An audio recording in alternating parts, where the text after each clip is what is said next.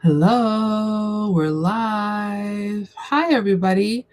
It is Tuesday, June 30th. It's the last day of June. Where did this month go? It's been such a crazy month between here in New York, especially between Knicks basketball, which had a brief overlap with World Cup. Um, it has been a month. And now we're at the end of the month. Where did the time go? I don't know. I don't know where the time went, but I hope you're all having a good day. I hope you're all having a great day. It's starting to get hot here in New York. We are having a heat wave. We're having a heat wave, and we will be having a heat wave for the rest of the week. I'm not ready. I'm not ready. I'm not really excited about it, but we're gonna do our best like we always do. If you're seeing me for the first time, my name is Elle. I am the host of the Speaking Tongues podcast, where we talk about language and culture all over the world. And I'm talking about World Cup on these lives because World Cup is the ultimate expression of cultural and linguistic diversity all over the world. And because I love football and we're excited about World Cup. So, um, that's what we're talking about. That's what we're talking about. Really quickly, before I get into it, just a reminder we have a new episode out this week, and we are talking about Cornish. We're talking about the Cornish language, which is spoken in Cornwall, England. Um, it is a Celtic language, and we're speaking with our guest, Elizabeth Ellis, who is a fantastic Cornish language translator and educator, and she's just amazing and so full of joy. And we were really grateful and so happy to have her on the podcast this week. I would love it if you listen to that episode because it's a fun one. We laughed a lot in that episode. We had a really great time chatting, and that is episode 186, and that is out this week. We're on the road to 200 episodes of this podcast. It's crazy how time has gone by. Um, hey Sambaza, how are you? We're gonna talk because things are getting crazy. Things are getting crazy in the World Cup. Last night, let's talk about it. Last night we had Netherlands played Morocco, and that also ended in a penalty shootout, a very late penalty shootout. I pretty much watched it and then it was click lights out because that is way past my bedtime. But for those of you who missed it, I got my sheet down here looking at it. Morocco's moving forward. Netherlands are out. Germany and the Netherlands out in the same day of the World Cup. Who would have thought that we wouldn't even get these two teams in the round of 16? It's you you missed the gym this morning. Oh man, it was a long night. It was a long day. It was a long football day, period. So hugs are in order to the Netherlands. Um, and hugs are in order to Germany. And we'll get to today in a second. But what I think is really interesting about watching this unfold yesterday, and I had some thoughts. I was really thinking about it, but so many people were talking about the shock of seeing Germany go home, myself included. The shock of seeing the Netherlands go home so early, and I think that um, we're watching two European football giants go home so early, being knocked out by smaller teams or underdog teams, how have you. And Morocco's not an underdog team, number one. Number two, it brings into question of how we're looking at football. I know that I'm very prone to living in the past and living in the glory days. I'm here in my Zinedine Zidane t-shirt because this is very much a part of those glory days for me when it comes to World Cup and international football. But even listening to the commentary about it from people who are paid to give commentary about it, and the shock of like Germany being out or the Netherlands being out, and potentially people were saying, well, what's going on with France? And France just, that game just ended. But who's dangerous? Who plays like France? I think that, there's it's kind of a reckoning that's happening because we're living in the past. And I think I've heard a lot of people say, well, Germany's won the World Cup before, they're previous winners, and Spain has won before, and Spain, this is not the Spanish team, and that we're used to, and there's so much comparison from the now team to the team that it was then. And I always think to myself, well, this isn't the same team. Brazil is an excellent example of that. This isn't the same team. And so is it fair that we're looking at past wins and past successes and past triumphs, and we're comparing it to a current squad of today? I don't know. I don't necessarily think that's fair. And I think even using Brazil as an example, for myself, even because it's very hard, I've said this 800 times already. That golden, what are they called? The dream team Brazilian squad back then. You can't compare those guys to now. The way that they played and the who they were coached by and who their opponents were, there's no comparison to that. And sometimes I think it's unfair because even with Germany, this is not the German team of 16 years ago. This is not the German team of 14 years ago or 12 years ago. And so is it fair to base a team's current record or the way that they play now on how many stars they have on their chest that a team in the past has earned them? And I think that's something that we're going to maybe have to talk about more. This might not be the place to do it. Morocco plays like France. Okay, I can see that. I can see that. I think this is something we're going to be talking about more, not just here in this video, but talking about it more, I think, as a global football fandom and community, and see what that looks like. Because I don't think anybody expected, I don't think a lot of spectators expected European teams to struggle against African teams or to struggle against South American teams, because that's the way it's always been.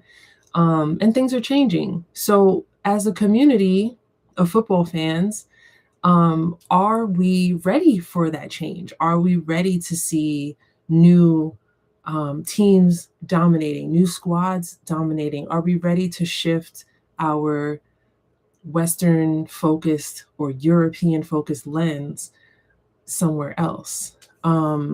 I said this yesterday. Japan played so well against Brazil. And I think that there really is no other team, as I'm looking at this sheet, that I think could have gone against Brazil in that way, in the way that they played. But then even with myself saying that, I'm thinking Brazil as Brazil and not Brazil as this current squad. And I need to change my way of thinking about it also, because squads change, players get injured, styles change, the position on the field changes. So there's always going to be things that are changing with football. And I think it's important that we kind of understand how to break out of that framework of the way that we've always been looking at who's the powerhouse and who's the team that no one wants to go up against or is afraid to go up against. So I think there's going to be a lot more conversation about that going forward, and I welcome it. I think it's important. With my podcast, what I try to do is open up this conversation so that there are more of us at the table, so that there are more of us lending our voices and showing, what you may have thought about this language or this culture or these people or this group of people, this community. They have voices and they have power and they are sharing that. They're not living in the shadow of their colonial oppressor any longer. And that's important. And I think as we go forward as a society, I think these are more questions that we're going to need to have. As I've said before, football is life. I sound like Danny Rojas from Ted Lasso, but football is life. There's so many things that football tells us about who we are as people and how we operate in community and in society. So food for thought. Any comments, feel free to leave them in the chat or leave them in the comment section if you're watching this on the replay. But getting into today's games, oh man, you guys know how I feel about Cote d'Ivoire. You guys know how I feel about Ivory Coast, Costa de Marfil. And today was the day we had to say goodbye to them. They didn't get past Norway in a loss. They scored 1 goal. Norway scored 2 goals. Norway's moving ahead. And you could not have told me that they were not going to win that game. If you told me that when I woke up this morning, I would have slapped your face because I was just so adamant that they were going to go into the round of 16. I was shocked. The more you have Sambaza, what are you saying to me? The more you have African countries with dual nationality, the more players will switch teams to different countries. But we don't want that. We don't want that. And you're right. You're 100% right. Well, we don't want that. Because like I've been saying, the future of football is African. African football is the future.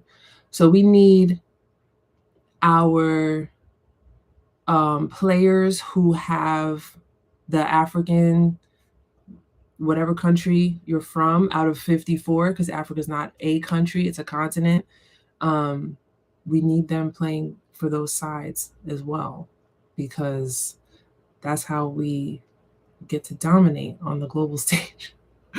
Cote d'Ivoire, I'm heartbroken. I'm heartbroken. I don't know what happened because I thought that they played okay. They could have played a little bit more, they could have taken more chances. I think they took plenty of chances. It just wasn't connecting. I thought they were playing really well. That last goal that Holland scored, that was too easy for him. So where was the back line? What was going on there? What was going on? I thought that game was going to go into overtime, into extra minutes, and it didn't. So I was disappointed, and it took me a minute to gather myself because I really thought that they were going to continue on in this tournament. And I'm always, I've said 100 times, I don't have a team in this tournament, but I do, because that really broke my heart. Hugs 2026. Hugs to Ivory Coast, to Cote d'Ivoire, Costa de Marfil.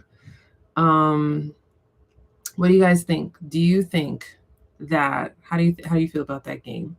I would love to hear your thoughts. It evens out the game, your opinion. Yes, and I love to hear your opinion. Thank you. We should talk about this the next time we all get together on our live watch, because there's a lot to discuss about that with the dual nationality and, African players switching teams to play for different countries. There's a lot to discuss in that. Cote d'Ivoire played a laid-back game. Finishing at goal was their problem. Like Adi said the last time we were chatting. That's true. That's true. I'm still disappointed though. I'm still disappointed. I'm disappointed. The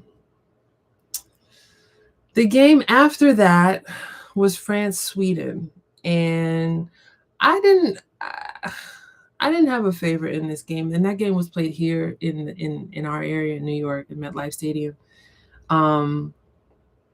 France won 3 goals to Sweden's 0. 2026 hugs to the Swedish national team, their fans and their supporters, and everyone all over the world.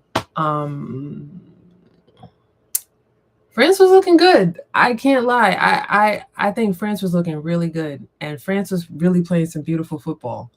They were connecting well, I thought, and Mbappe was like really hungry to score that goal when he got to that. He kind of looked like he was trying to connect really, really hard before he finally scored. But I thought they were playing some really beautiful football, and that was really nice to watch. It wasn't the most exciting game, and I've said this plenty of times. When a game is like that uneven, it does nothing for me. I'm not really jazzed by it, but it was nice to see France really playing with this level of synergy that we don't always see teams play with, and I thought that was really beautiful. Let me see if I have anything else in my notes about France. I just wrote France is playing some really beautiful football, and France wins. But I was nervous for them because Germany, Netherlands, France could have been next, but I don't know. So the next round for France, they are playing Paraguay, and I would be very on guard if I was them because their goalkeeper, this is a goalkeeper's cup, and their goalkeeper was looking really good yesterday. Norway up next against Brazil, and then Canada is up against Morocco next. Coming up in about a half an hour, I think we have Mexico is playing Ecuador. I think Mexico is going to take that one. I heard something crazy. Like there were Mexican fans who were playing loud music all night long outside of the Ecuador's hotel, outside their hotel room. I don't know if that's true, but I heard this little rumor that they were trying to get inside the Ecuadorian team's head. So I don't know. I am expecting a good game of football because both of those teams have looked really good. Mexico has been unbeaten so far in the tournament. So it should at the very least be a good game. And it's at the Azteca, which is a stadium that is not the pretty one in Monterrey with the mountain behind it, but the Azteca stadium looks just enormous and impressive, and I want to go there. I haven't been to Mexico City yet in my life, but it's on the list, and I've heard that it's just such a beautiful stadium where you're just having this like real visceral experience there. So it's on my list of places to visit, but I'm excited to watch this match and see what's going on. Let me know if you have any predictions. We have a lot of football ahead of us still. Even though it feels like it's going by very quickly, we have a lot ahead of us. I'm looking at this, and we haven't even gotten to the round of 16 yet. But boy, this week is going to be really packed with games, and I'm probably into the beginning of next week as well. And then we're into the round of 16. So let me know who you think is looking good, and if you have any predictions going forward for any of the upcoming games. We have Portugal, Croatia, Spain, Australia, USA, Bosnia, and I think that's tomorrow. Belgium, Senegal, England, DRC, Argentina, Cabo Verde is Friday. Australia, Egypt, Switzerland, Algeria, Colombia, Ghana. Let me know if you have any predictions, any expectations. If you think there will be any upsets, let me know. Sambaza, that Uruguay goalie is tall. He was tapping on the top of the goal.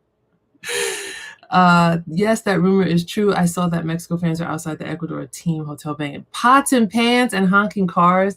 That's not fair. That's not fair. I don't like that. I don't like that. Hopefully the Ecuadorian team had some good noise canceling headphones. And it's actually, maybe that's a good marketing opportunity for them to pick up an endorsement from like Bose or one of those noise canceling headphone companies, because I'm sure that they can attest to how how they work, or how they work if any other opposing teams want to run some tactics like that again. Mexico is going, the altitude is high and not many players are capable of playing at that high altitude. Oh, that's true. US always struggled there to win. But um they've got altitude in Ecuador too. So that could be an even matchup, like pulmonary wise. It could be an even matchup, I think.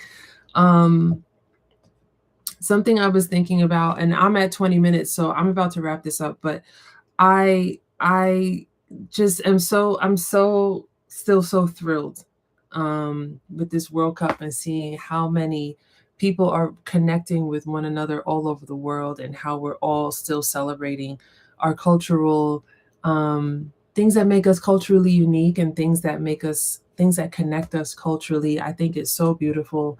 I really would have loved an opportunity to create content officially in partnership with some of these brands who are working with FIFA. And, nobody likes FIFA. We know. But I think it would have been something that was really aligned with my podcast and the ethos of my podcast. And every day I have new ideas kind of running through my head about what kind of content I would have made during this tournament, and talking to different people who are involved in it. I see sometimes players giving interviews in multiple languages, and I saw Jude Bellingham was giving an interview in Spanish today, which I thought was so cool. And I learned that he also speaks German. And Jude Bellingham plays with England, so I just love that multilingualism of the tournament. And I think I would have done an amazing job of capturing that for content for my channel, in collaboration with a brand who's working with the World Cup, with FIFA. But it wasn't meant to be this year. It wasn't meant to be this year. And I can always hold out hope for 4 years from now. So, and if anybody's got any connection, I will take a last minute connection. If someone has a last minute connection and can get me a credential, I'll take it, because it's still a great opportunity to make content, and it's still very relevant to the kind of work that I do with my podcast. Imagine you can submit a plan. Yes, but to whom? I would love to submit a plan. And I really think about it, because I have seen so many influencers, and I don't consider myself an influencer, but I have seen so many content creators involved in things like beverage, or in the sport itself, or in fashion. There's a girl I follow on Instagram, and she does styling of the kits, the football kits and stuff. So yeah, I got to get on this, because as we talked about yesterday, Sambaza, there's so many international tournaments happening every year. So there is a lot that I could do linguistically and culturally in partnership with some of these brands. Next year is Women's World Cup. That's a great idea. That's a great idea. I'm going to get my pitch together. We're going to work on this. I'm going to get my pitch together, and I will be there at Women's World Cup next year, because the women are good too. And, the women shine as well on the pitch. Anyway, it is 8:30 here in New York. It's on the half hour, and we're getting ready for Mexico, Ecuador. And I'm probably going to have some dinner and just chill out, watch the rest of the game, and hope it doesn't go to penalty kicks so that we can go to bed at a reasonable hour. I hope that you all had a great day of football and watching football. The Lumumba guy has a commercial brand advertising. Yeah. Huh. Lumumba Bea. Does he now? Yeah. I'm gonna figure this out. We're gonna figure out a brand partnership. Speaking Tongues X FIFA or Coca-Cola or McDonald's, whoever. I don't know. I don't know. Anyway, enjoy the game. Enjoy the next match. And we will talk about it tomorrow. And we'll be back with some more hugs. We'll be back with some more congratulations. And we'll be back on here tomorrow evening around the same time. So enjoy the rest of the game. Take care of yourselves. Have a wonderful evening. And happy football watching. I will see you tomorrow.